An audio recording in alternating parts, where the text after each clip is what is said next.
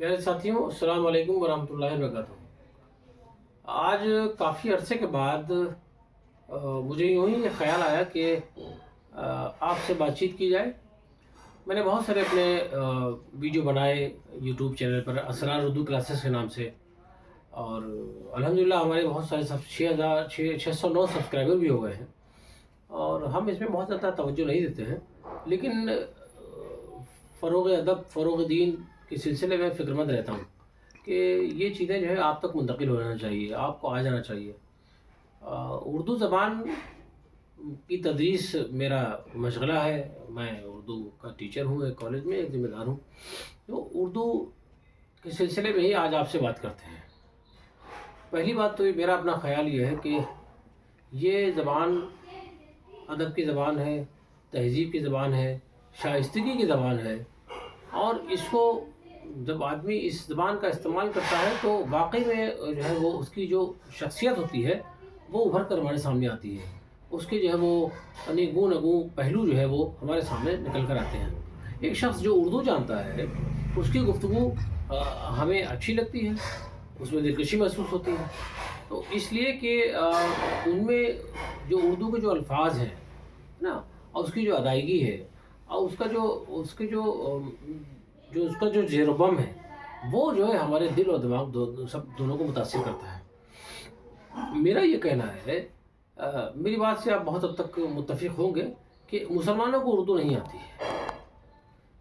मुसलमानों को उर्दू इसलिए नहीं आती है क्योंकि उर्दू पढ़ते नहीं हैं। आप अगर किसी मुसलमान घर में पैदा हो गए हैं तो ये कोई ज़रूरी नहीं कि आपको उर्दू आ ही जाए। आपका मैदान कॉमर्स का है, मैथ्स का है, साइंस का है। ये तो पढ़े लिखे लोगों की मैंने बात, आप डॉक्टर हैं, इंजीनियर हैं, मगर उर्दू नहीं जानते हैं आप। उर्दू सिर्फ वो जानता है जिसने उर्दू अदब का मुताला किया है?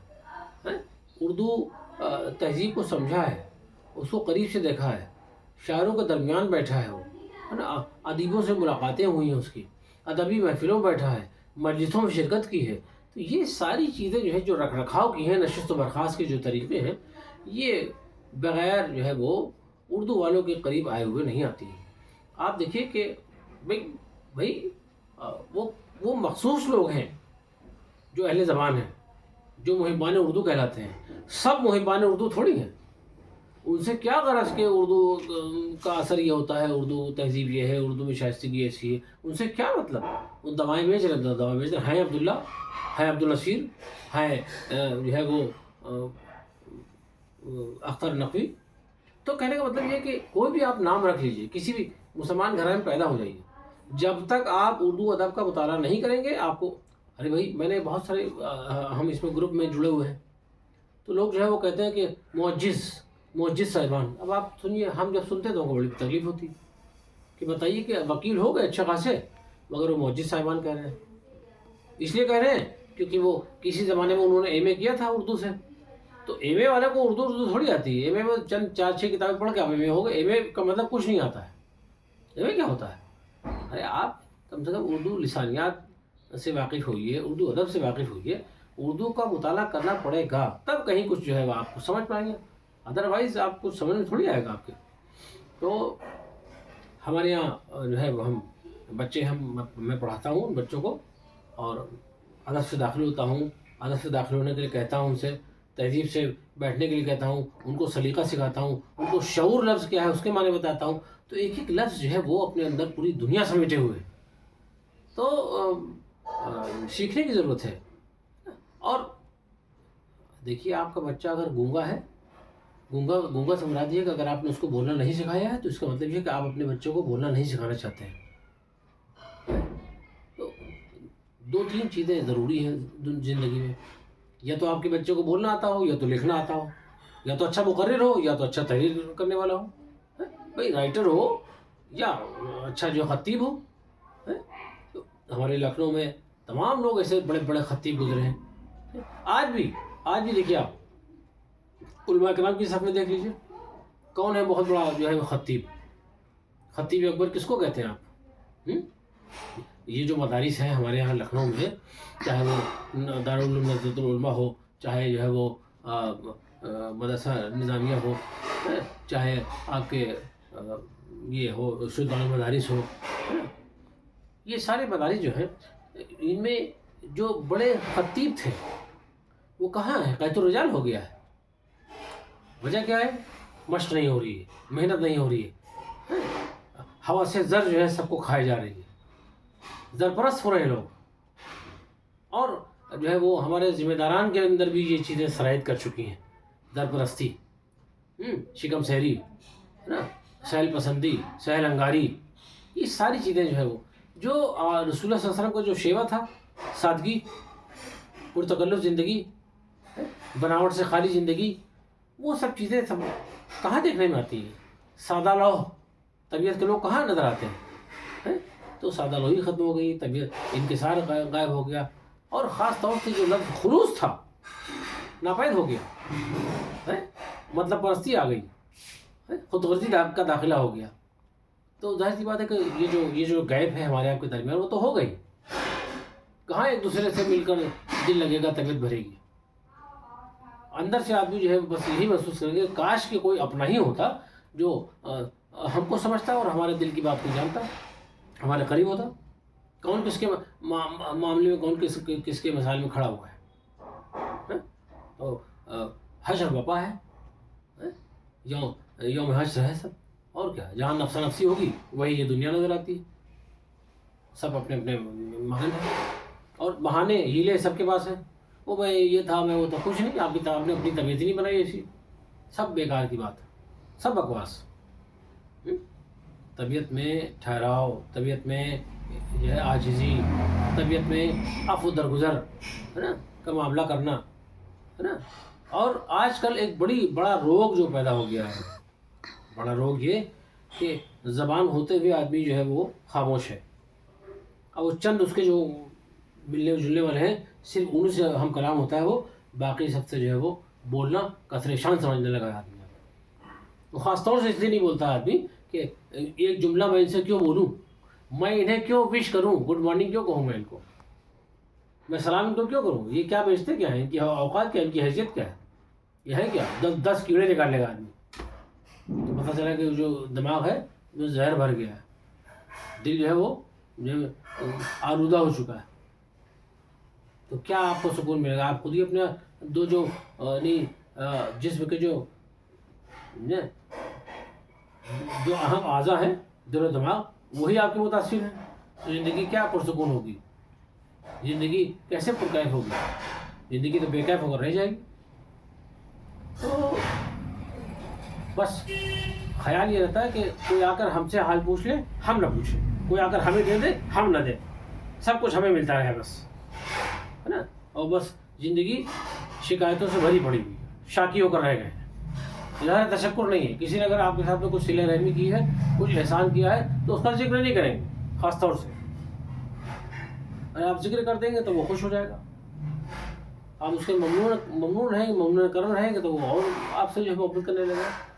تو محبت کے جو دھارے ہیں وہ بند ہو گئے ہیں، محبت کے جو یعنی جن ذرائع سے محبت آپ کے گھر میں آتی تھی، آپ نے اپنے بابوں کو مغفل کر دیا کہ کسی چھید سے، کسی ہول سے محبت آ نہ جائے میرے گھر میں۔ جب گھر میں یہ سب چیزوں کے لیے آپ نے سارے ہول بن کر رکھے ہیں تو ظاہر سی بات ہے گھر تو آپ کا وبال بن جائے گا آپ کے لیے، وہ گھر جو ہے وہ جہنم کی مانند ہو جائے گا، گویا کہ آپ قبر میں لیٹے ہوئے ہیں۔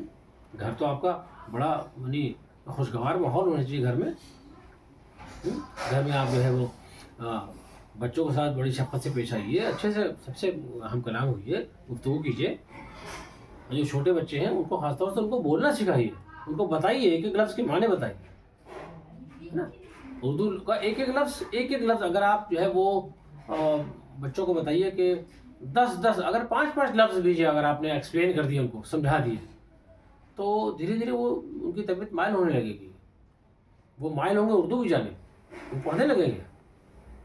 تو یہ چیزیں جو ہے وہ جب یہ سب چیزیں جو ہے اس طرف ان کی طبیعت راغب ہوگی، تب جو ہے وہ اچھے انسان بننے کی طرف سفر طے کریں گے۔ ہماری آپ کی محنت اور ہوتی کیا ہے کہ ایک اچھا معاشرہ وجود پذیر ہو جائے، ایک اچھے معاشرے کی تشکیل ہو جائے، ارے اچھے ہی معاشرے کی تشکیل کے بارے میں سوچ لیجیے. بے نظیر معاشرے کی بات میں یہی کر رہا ہوں. بے نظیر معاشرے کا صرف خواب دیکھیے آپ. ہمیں اپنی خرابیوں کو نکال باہر پھینکنا چاہیے، اپنا محاسبہ کرنا چاہیے، اپنا جائزہ لینا چاہیے کہ آخر ہم میں کیا کیا کوتاہیاں ہیں، ہم میں کیا کیا کمیاں ہیں، ہمیں کیا کیا کمزوریاں ہیں، ہم کن کن باتوں پر عمل نہیں کر رہے ہیں، جن باتوں پر ہم سے اللہ توقع کرتا ہے نا. اللہ ہم سے کس بات پر راضی ہوگا، اس کا بھی خیال رکھنا چاہیے. نہیں صاحب، ہر وہ کام کریں گے جس سے خدا ناراض ہو، بلکہ یہ نہ صحیح تو ہم ہر وہ کام کریں گے، ہم دین کو مذہب کو اپنے حساب سے استعمال کریں گے. جیسی میری تقریب جیسا میرا من میں خیال آئے ویسا ہم کریں گے. ہم کہاں وہ شریعت کہاں اور یہ سب چیزوں سے ہمیں کیا لینا دینا ہے. تو بے شمار موضوعات ہیں، سمٹنے کی ضرورت ہے، محدود ہونے کی ضرورت ہے، اور اسلام کے دائرے کو اپنے اندر لا کر پھیلنے کی ضرورت ہے.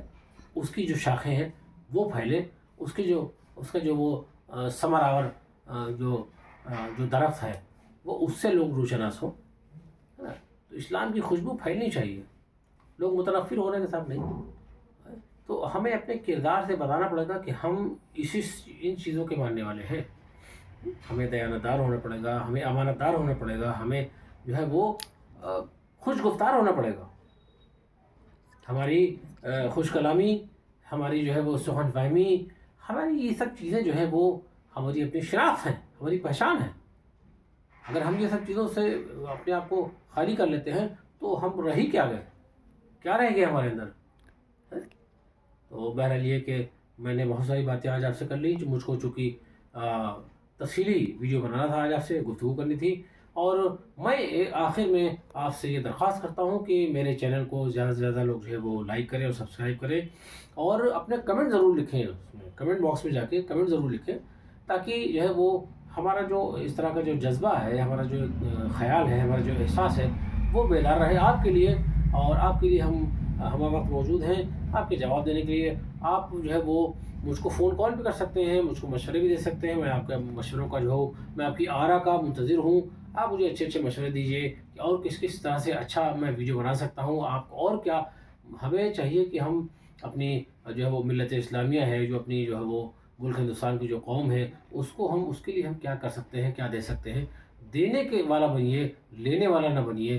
بہرحال یہ کہ ہم اللہ تعالیٰ سے دعا کرتے ہیں کہ ہماری جو گفتگو میں، ہماری بات چیت میں جو بھی کوتاہی ہو گئی ہو، جو بھی جو ہے وہ کسی قسم کی جو ہے اگر دل چکنی ہو گئی ہو، میں اس کے لیے تہ دل سے معذرت خواہ ہوں. اور امید کرتا ہوں کہ ہمارے ویڈیو کو آپ لائک بھی کریں گے، سبسکرائب کریں گے، اور زیادہ سے زیادہ لوگوں تک شیئر کریں گے. بہت بہت شکریہ. السلام علیکم ورحمۃ اللہ.